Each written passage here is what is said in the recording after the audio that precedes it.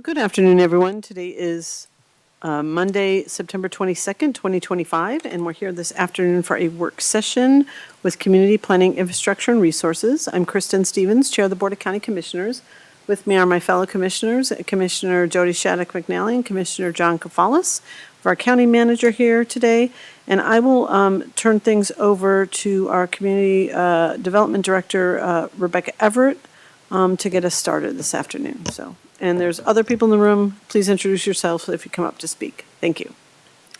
Great, thank you. Good afternoon, Commissioners. Rebecca Everett, Community Development Director. The main item on the agenda today is an update on various statewide reports that are currently in draft form and being drafted before the end of this year that relate to land use planning. And I wanted to provide an update on the status of those reports, our involvement as staff in reviewing those reports, and gather any feedback from you on comments that we may be submitting on behalf of the county on those draft documents.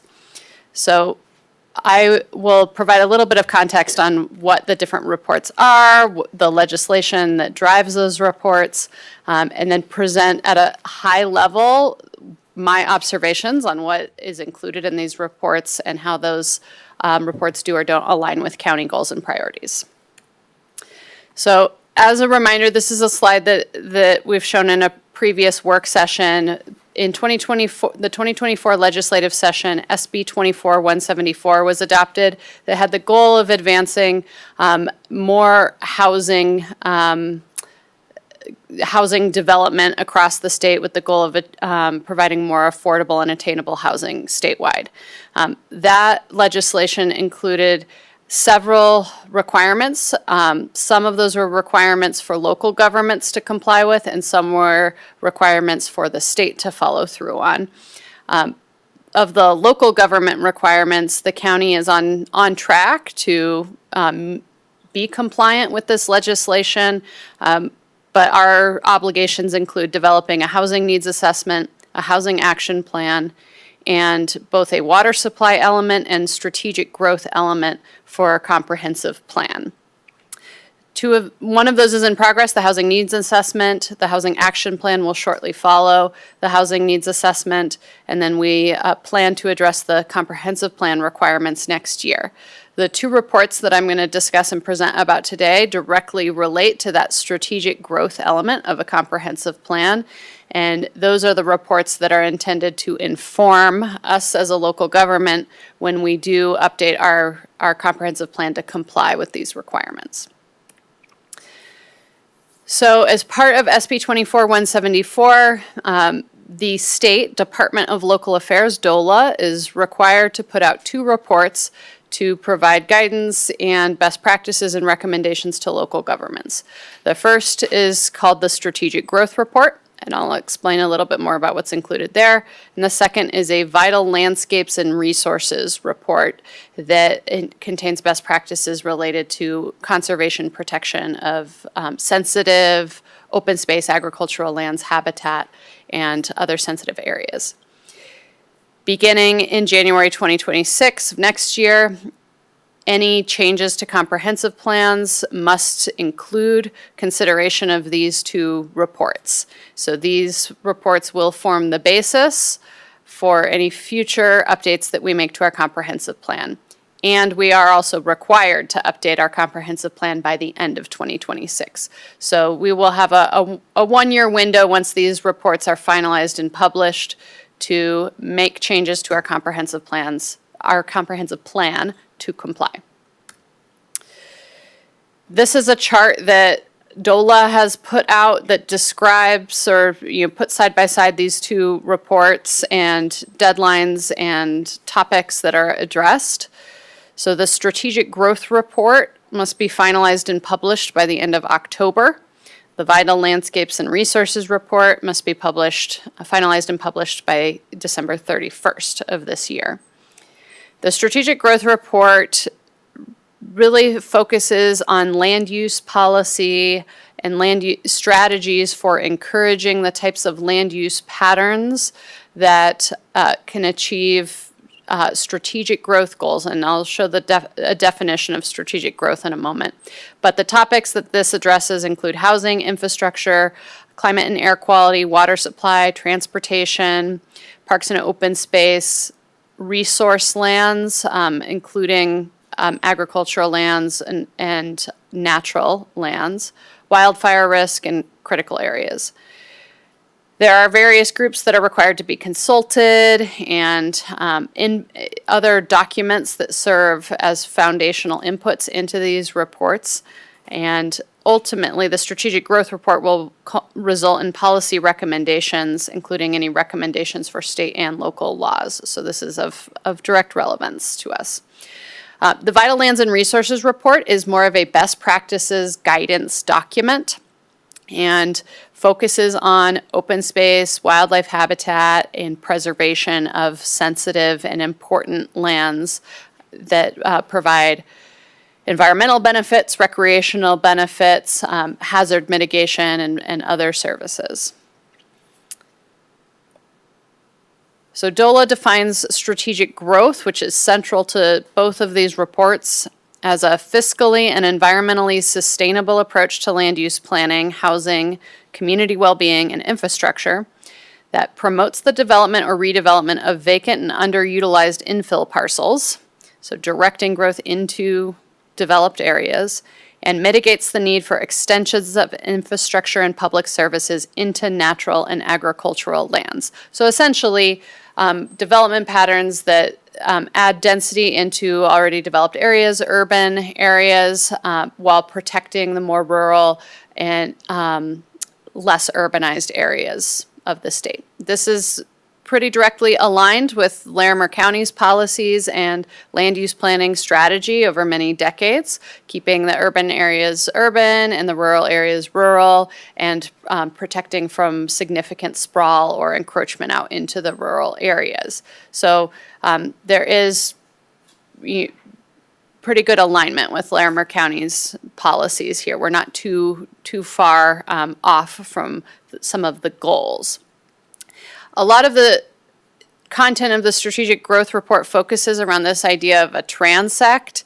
And so this image here, they refer to as a transect, and it really shows kind of the examples of what that development pattern looks like as you move from rural places toward an urban core. And as more density is added and you have a more urbanized development pattern.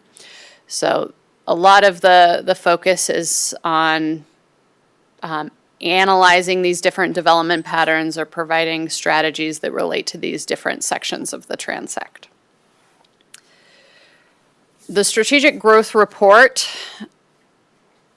has several different components to it that have been released in pieces over the past several months with quick turnaround times for comments. And so we as staff have been keeping up with these reports as they've been released and trying to review them and identify any issues or concerns. And we do have a key opportunity for input on chapters 3 and 4 of this report, which are the transect and scenario analysis. Coming up next week is the deadline for feedback there. We're also not too late to provide comments on some of the other aspects of this report, and so we've suggested some comments too that related to the overarching strategic growth report now that all of the draft pieces have been released. Can I ask a yes. question about that? So I've seen chapters 1 and 2, which are pretty straightforward and kind of just resource-based, but chapters 3 and 4 have been released? Was that Yes, they were released, I want to say either last week or the week before. Okay, I may have missed those then. Yes, and I'm happy to send a link out to that. I can send links out to all of that. The other component that was released this summer was the Strategic Growth Policy Scan. So there's the Strategic Growth Report, and then this policy scan is, I believe, intended to be an appendix or a companion document to the Strategic Growth Report. And that's the document that goes through and analyzes different regulatory strategies and provides benefits and challenges related to each of those strategies. And I'll talk about one of those strategies in a moment, but altogether, there's a lot of report documentation that's been released, and it's been in pieces, so it's been a little bit hard to kind of read it as a whole and really understand what the purpose and goal and intent of the report is. So we're trying to match those pieces up right now as well. So the observations that we as staff have made so far are that in general, the analysis and recommendations in these different components of the strategic growth report generally align with Larimer County policies and priorities, and would not be major departures from our own land use, adopted plans and land use guidance and codes. We have flagged concerns about any potential limitation on the ability for local governments to regulate and mitigate impacts from large infrastructure and utility projects. So essentially our 1041 powers.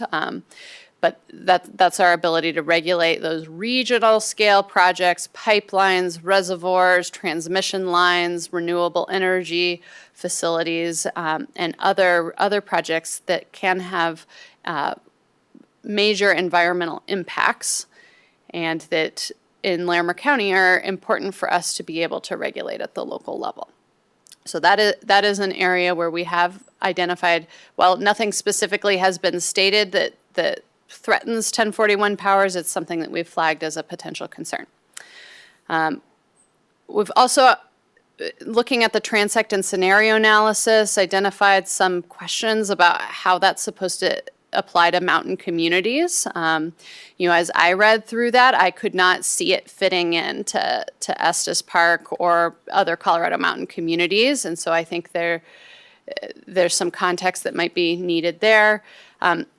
These documents are also written in a very academic way that is hard to discern exactly what the goal and intent is from some of the information. So I've also flagged a lot of suggestions for improvements to clarity, organization, tone, plain language to just help make it clear what the takeaways and key points are.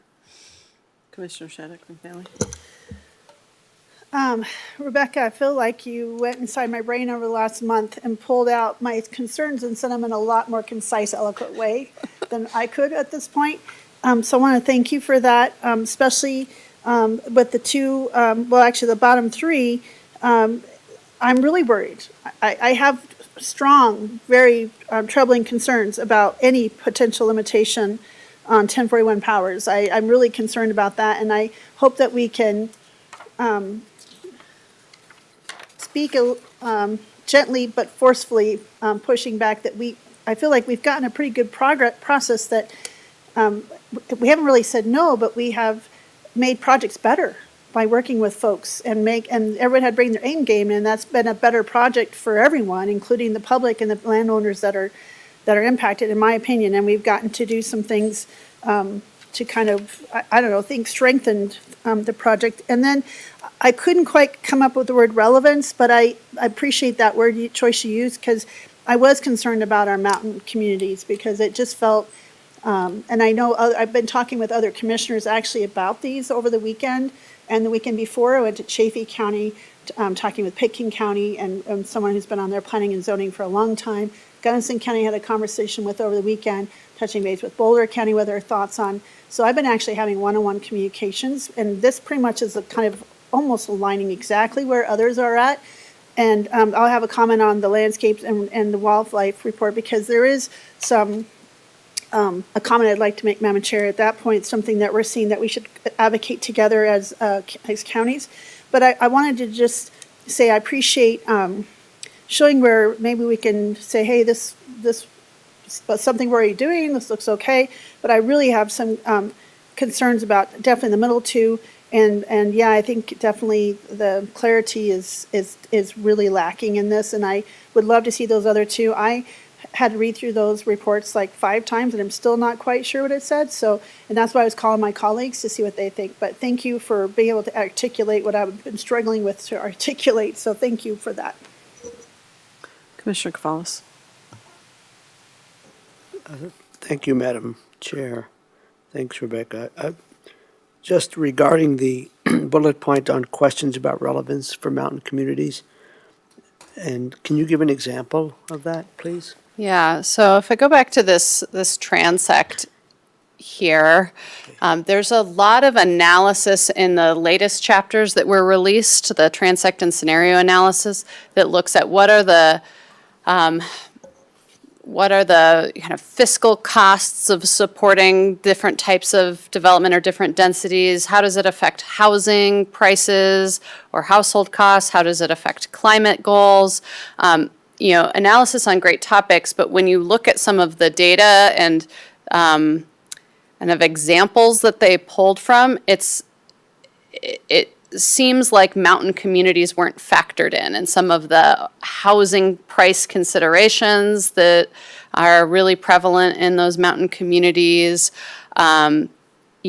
access to walking, biking, transit looks really different in those mountain communities. And so the analysis, as I read it, seemed very tailored toward, Front Range or Western Slope communities that don't have that topography and mountain context. And so it isn't explicitly stated anywhere in the report which example communities they looked at, what are their reference areas, and so it's unclear kind of what they were pulling from, but it doesn't appear to be fully representative of the mountain context. Thank you very much. That's most helpful. Is there more information? So I know that the 1041s are discussed in the policy scan. Are they also discussed anywhere in chapters 3 and 4? No. So 1040, it's interesting. 1041 does not show up in any of the chapters of the strategic growth report, chapters 1, 2, 3, or 4, other than in maybe like a parenthetical reference as an example of something.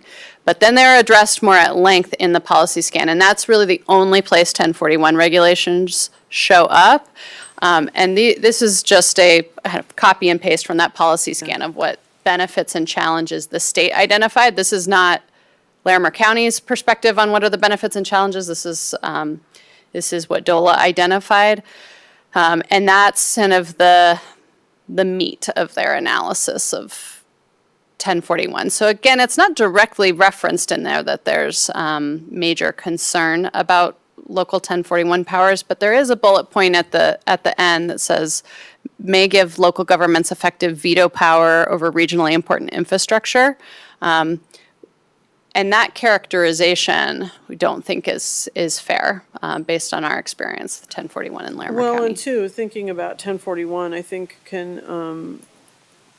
and I can't remember if we embarrassingly can't remember if we adopted, but it can address housing developments, and it can address roads and, right? Mm-hmm. And so, so it's potentially even more than just the infrastructure they're talking about. I'm not super surprised that this is under consideration, just because, I think that if you are going to be encouraging development and you're encouraging the use of renewable energy, first of all, if you like renewable energy, you better like power lines, I guess. That's kind of a thing, right? But because there's no other way to move that energy from, one place to where it's needed, right, without power lines. And so I'm not surprised that there's some consideration, but I haven't heard any direct kind of linkage to any sort of legislation or like you said, and it's not in the other chapters. So it will be interesting to see how it surfaces or if it even does, right? I don't know. Yeah, there's not a lot of direct reference to 1041 in either the Strategic Growth Report or the Vital Landscapes and Resources Report. Did we include housing developments in our 1041s? No, We didn't. that is not an activity of concern that we included. But we did include roads. Yes, we have major interchanges, Okay. major highways. Okay. Yeah. Just was trying to remember that. Yeah, go ahead, Commissioner. Yes, thank you. Rebecca, I'm curious, has there been much communication around different jurisdictions and planners, community development folks like yourself? And if so, that communication has been occurring. Is there some alignment regarding observations that you're sharing with us? I mean, is there some consistency there, alignment with other community development folks or planners around the state? Yeah, I appreciate that question. Okay. I haven't had a lot of direct conversations beyond the Larimer County region. So, the municipalities in Larimer County, we've had conversations here and there with some of the other planners or community development staff within the Larimer County communities.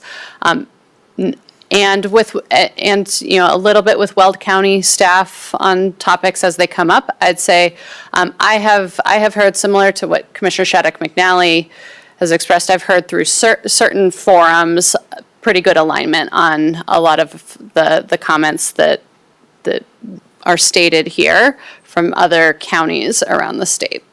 And just a quick follow-up, it seems like in the previous slides where we talked about urban infill areas and kind of trying to direct growth development where it makes sense, it seems like the transfer development units program that we are beginning to develop, that would be totally in alignment with those goals. Is that correct? Very much so, and that's one of the reasons we were awarded a grant from the state to work on that, because there is direct alignment with those goals.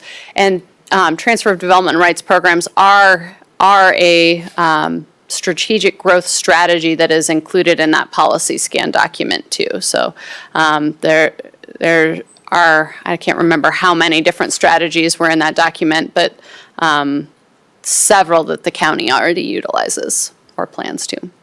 Mm-hmm. Sure. And I'll just state again, I've said this before, but I don't know if you heard, but I've expressed this to Leslie and to Lorenda and Lori, that our 1041s are used by some pretty reputable firms to help, like Jefferson County is working on right now, others as an exemplar of how to do this. So I just wanted to state that very clearly, because I think that some of those groups would be looking, and they have been through their process with us, but they could have been advocating for something different, but they're literally using the word exemplar for those other counties. So I just wanted to share that I feel like that's a good sign that maybe we found the right sweet spot, because we have folks on both sides of the application process using that as a way to where to go, what to do. So I wanted to share that again. I think that is a good example that maybe we have been and still are on the right track. And I have heard lots of scuttlebutt behind the scenes with other groups that are hearing and listening to meetings in the Capitol or outside the Capitol that were really concerned about the 1041 piece, that it's wondering really what's happening there. And again, you heard me tick off all those other counties I've been talking to. Those were all mountain communities that have a really big concern about how this really fits. So I really appreciate you calling that out. Thanks. I'm going to move on to the Vital Landscapes and Resources report, and then we've got plenty of time if there are additional questions or thoughts. So the Vital Landscapes and Resources report is very focused on key habitat areas, agricultural land, historical and cultural resources, parks and recreation areas, and open spaces that provide community separation, buffers, and serve other ecosystem services. So as I had stated a little earlier, this is really just a planning guide that highlights best practices and is intended to serve as a resource for communities as they're updating their comprehensive plans. I was really excited as I read through it to see Larimer County mentioned as a best practice multiple times. Both the Estes Forward Plan and the Larimer County Comprehensive Plan were referenced as excellent examples of both public process to develop assess these vital landscapes and resources, and a best practice for developing action items around how to then protect and implement protect open lands and implement policies in the plans. So my review of this report was that I did not have major concerns about how it was presented or reflected. There didn't appear to be much that was really tied to any regulations in there. I did have questions about how the report will be used and how compliance will be measured. Because Larimer County was mentioned as best practices, that may imply that we are already comply with some of these requirements, but I wanted to confirm that. And it appears that Larimer County already follows all the best practices that were identified in this report. And I do want to note the deadline came and went quickly on this report, so I already submitted comments and feedback, but it's essentially reflected here. There wasn't a lot that was submitted. If there are additional thoughts or concerns that you have today, I have the contact at the state that I can follow up with. Thank you. Commissioner Shannon McNally. Thanks, Madam Chair. And this is kind of the other comment I had, having conversations with some of our colleagues, especially the mountain communities. And this, I'll get back to that point in a minute, but they were all talking like Pitkin, Chaffee, Gunnison, Grand, Bowler, just to give you some ideas, and Jeffco. So if you have a county like we have, that we're looking at wildlife corridors, we're using that map that NOCO Places worked hard with the blue, you've seen that map. It shows all the resources and the intensity and where winter migrations are, or birthing areas are, or like winter grounds, summer grounds, all of that's on there. So let's say if one county is really sensitive to that and trying to make sure wildlife connectivity or wildlife corridors are being thought of with strategic development or growth, whatever. But let's say, just like with disasters, who cares about county lines? If they're trying to cross over different boundaries, other counties might have a different viewpoint. So that was the question we were all talking. Well, if you're following that, but the neighboring county is not, and they do something to disrupt wildlife migration, for example, I'm not saying this is happening, but for example, Rocky Mountain National Park covers 3 different counties. And let's say someone in Grand County decides to develop all of Grand County. Will that keep all the moose coming over to our side and they don't migrate back and forth? I'm just using an example. I'm not saying that's happening, but just those kind of conversations. Is this also kind of helping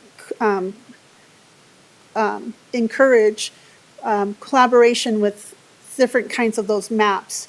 And that's where I think I find NOCO Places very valuable, because that's all the way from the Wyoming border down to Jefferson County, and developing all those resources for that map that anyone can use. There are some big holes in the data around Gilpin and Crilly Creek, mostly because I don't think they have the resources to provide the data to fill in that map about resources. But I think encouraging collaboration for watersheds, wildlife, for a planning perspective of how that impacts regionally and not only countywide.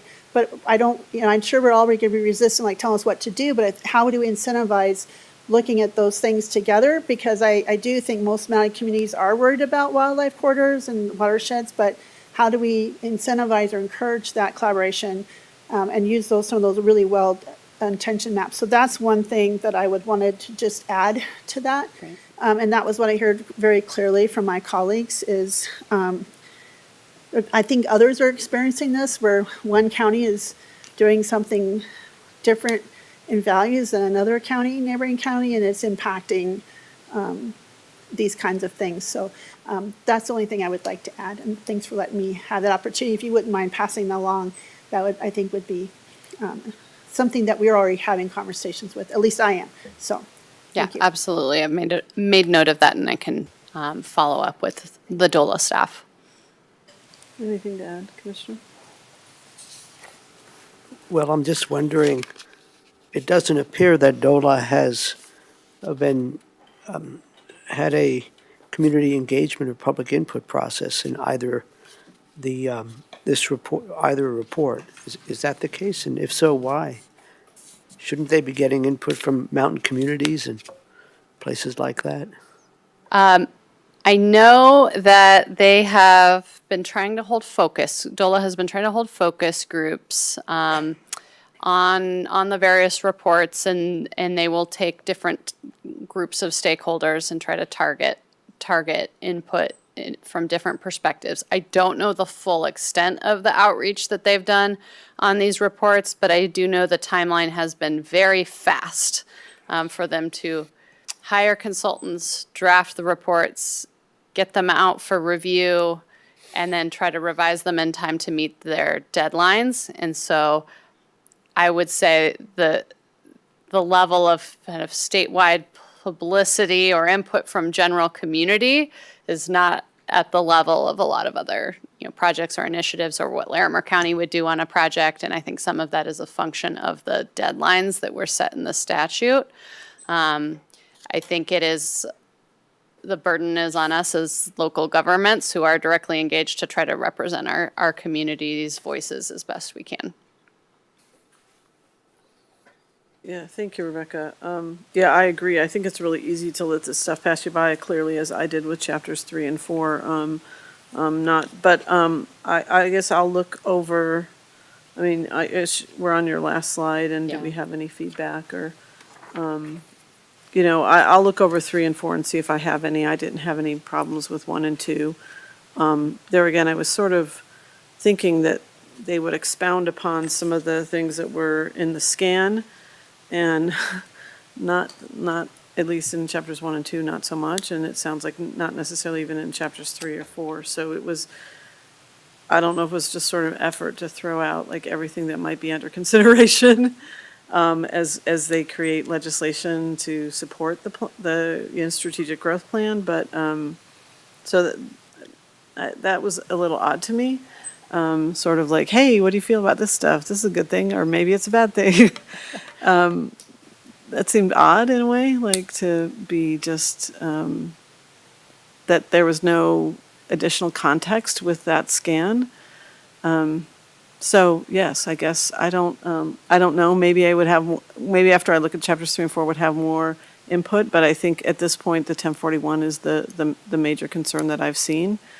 Although I don't know if they're looking at it or not. So it's kind of a strange little document, and I guess that in the rush to prepare that it wasn't necessarily that well thought out. But there again, I think largely we are in alignment with what they want to do, except in that space. So, yeah, and I'll just add that it is unclear even after reading the latest chapters what the overall goal and purpose of the document is, and if anything, it was more confusing to me after reading the latest chapters to understand what the takeaways are, and there at this point I'm not clear on whether there's additional chapters coming that might provide more of a wrap up, a conclusion, or some kind of summary, because there's a lot of analysis and information, but it's unclear what the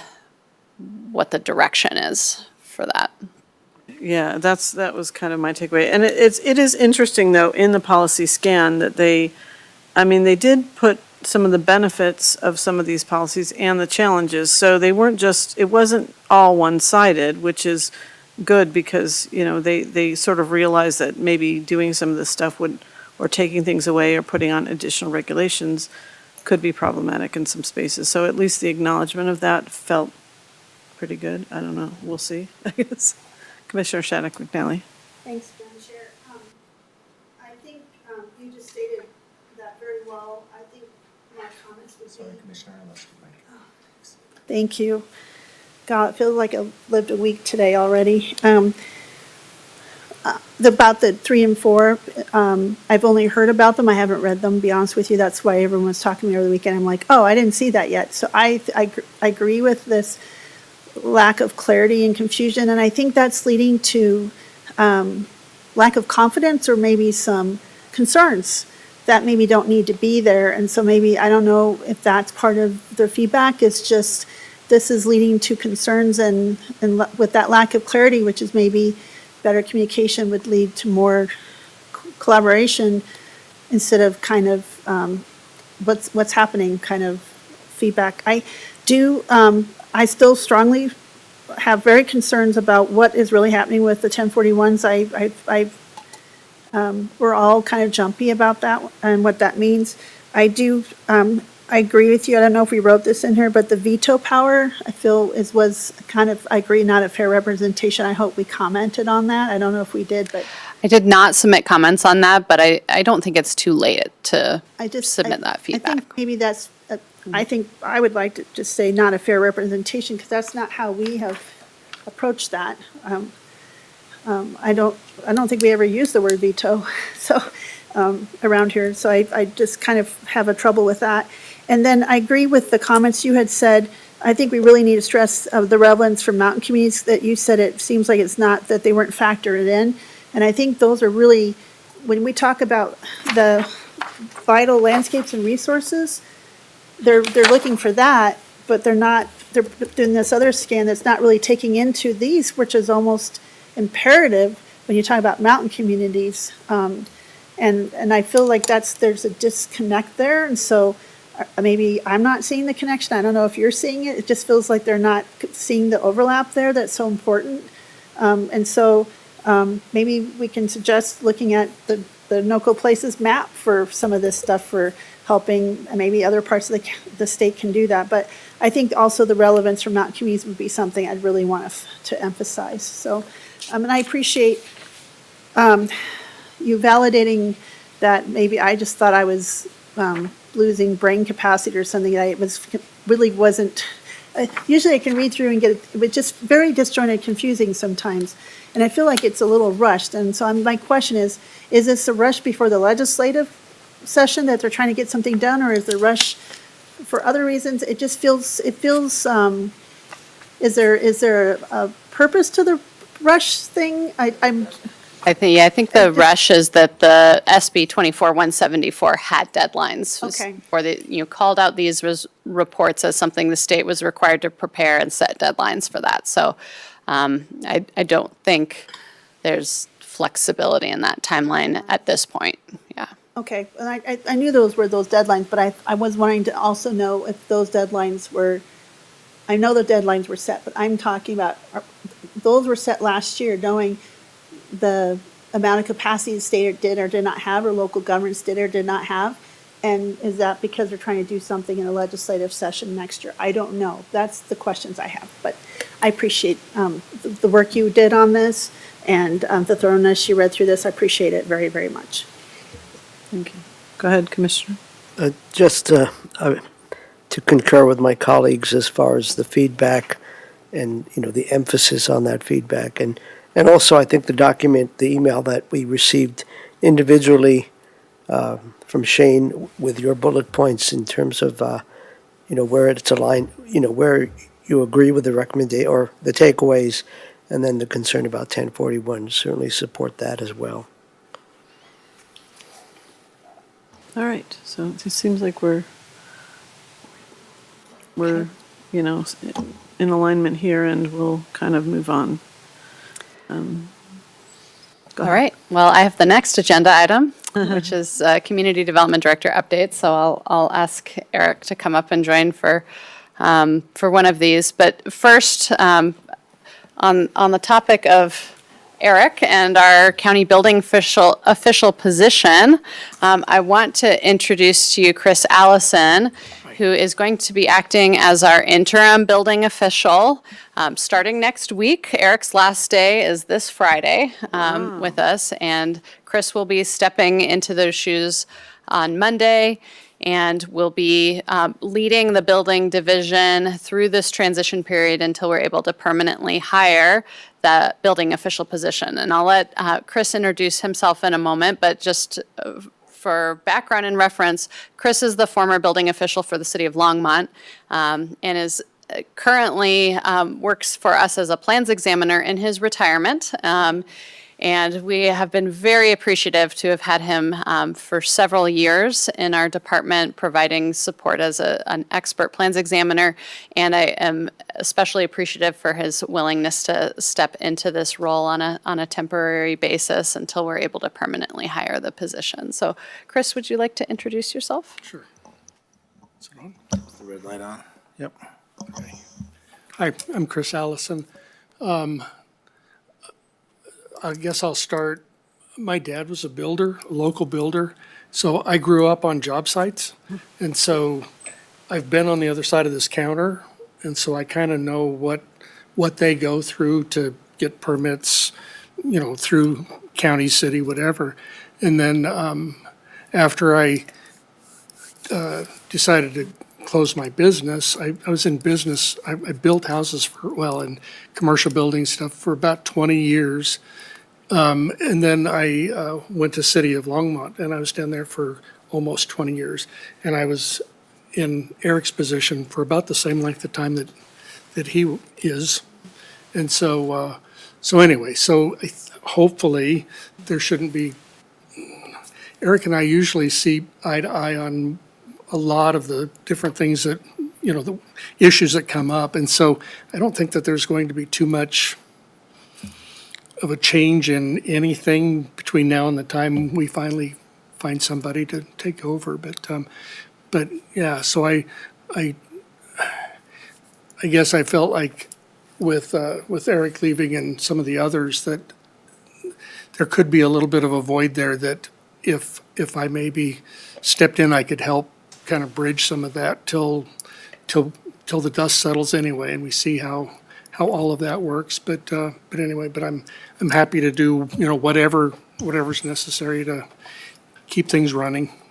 Well, thank Keep you, the lights Chris. on. Yeah, really nice to meet you, and thank you for stepping into that role for us. We really appreciate that, and like you have plenty of experience, so we rely on that. If I could just add, yeah, Chris and I talk almost every day anyway. Chris usually comes to me, hey, what do you think about this issue? What do we do with that? So the only difference is having been a city building official versus county. It's a little different in terms of the legal jurisdictional approaches. But I've been trying to work on a manual for things that I do and things that I know about in terms of fire codes and building codes to hand it over to Chris. Chris was also on our Board of Appeals for a while. And then when I asked him if he could do plan review for us for a while, he had to leave the Board of Appeals because you can't be an employee of the jurisdiction. And for a while, it turned out to be I think 7 years, so I might have misled Chris a little bit. And interestingly, I look back on when I was hired as building official, Chris was on the hiring committee. So you can blame him or thank him either way, depending on your analysis of how this worked out. But he is the logical, and probably the only choice we have, to be acting building official until we hire a replacement. Wonderful, thank you, Chris. Thanks again for stepping in, and glad you agreed to put off full retirement for a while for us. Commissioner Shattuck McNally. Thank you, Madam Chair. Chris, I want to say welcome, and you get extra brownie points because my hometown, born and raised in Longmont, my family's still down there, so positive there. But it was 10,000 people when I was born, and so now it's certainly not the same, for sure. It's certainly changed.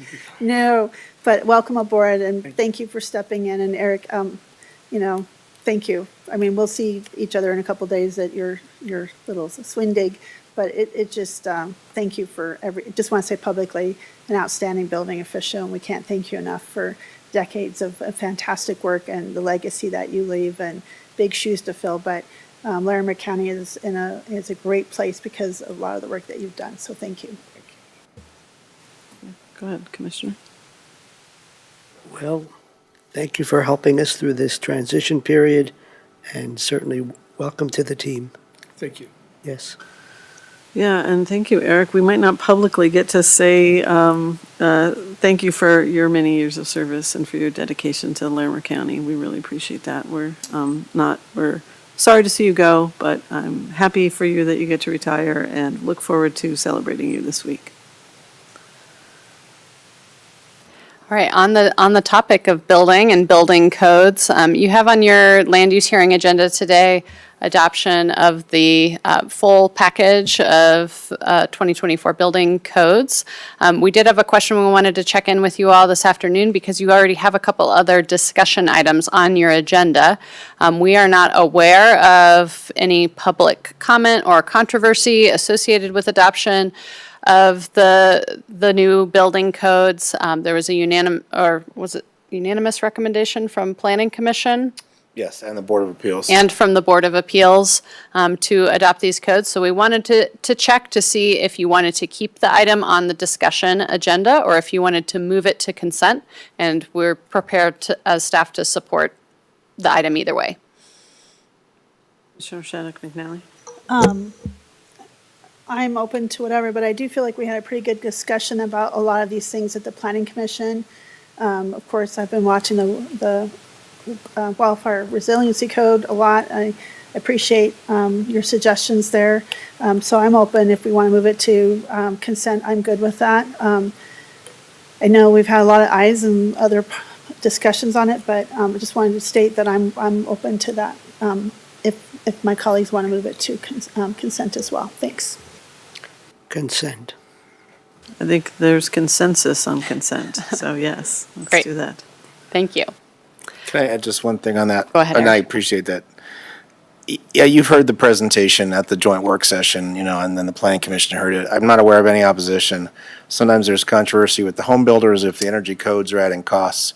I looked it up, and the home builders research arm actually says the 24 energy codes will save them money in this district because it lowers the ceiling insulation requirements and it's more flexible in terms of alternative energy options and points. So there's really very little opposition there. The main concern has been on whether to require the wildfire rules countywide and what the ground truthing thing would be.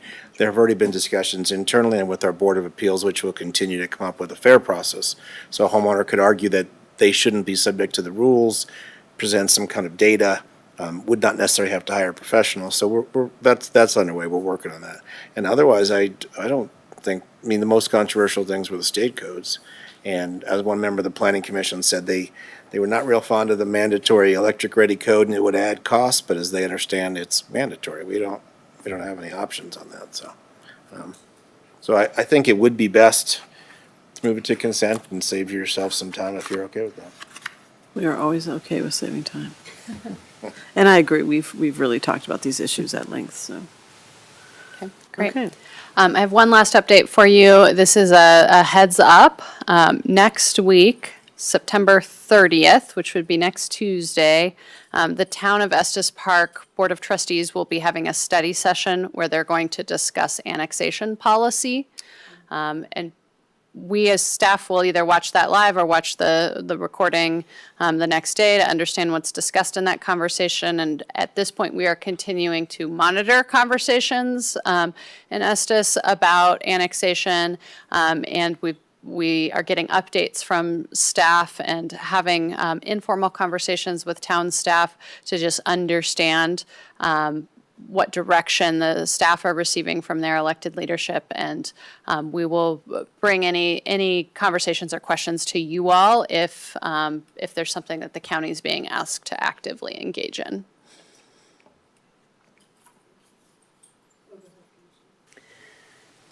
Thanks, Rebecca. I've been hearing from the trustees individually lots of interesting things that have been all over the map, but I am curious with our discussions with staff, because we had the Estes Forward Plan and we've had the county, there were discussions from EPAC and some other folks.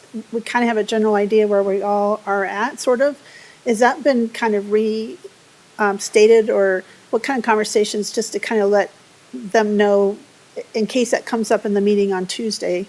Well, has anyone talked to the county or something? I'm just curious about that. Yeah, the town staff have approached us asking questions about how other municipalities in Larimer County approach annexation. They're trying to understand how to set criteria for when the town board should consider annexing a property or not, related to infrastructure or roads, or how much land is contiguous with town limits. That you're looking at some of those objective criteria that could be used so that they can give their board options to consider. So that's primarily been the nature of conversations. We've sent them examples of some of the other annexation policies or agreements that we have with other municipalities so they can reference those. We've also had some conversations about just general administrative practices between town and county of what types of applications we refer to each other for comments, trying to foster good dialogue and coordination when there's a development application that's in one jurisdiction or the other, but might have impacts outside of either the town or county on roads or infrastructure, things like that. So at this point, the conversations with staff have been very focused on those kind of administrative coordination pieces, or giving them information or resources about how the county works with our other municipalities related to annexation, and we have not had any conversations about kind of entering into an intergovernmental agreement or anything in that nature. I know that's a topic that's discussed up there, but at this point, it in my mind has really been a conversation that the town is exploring how they want to annex property, and the county is observing and waiting to see if they want us to participate in that conversation as well. If I might, Madam Chair.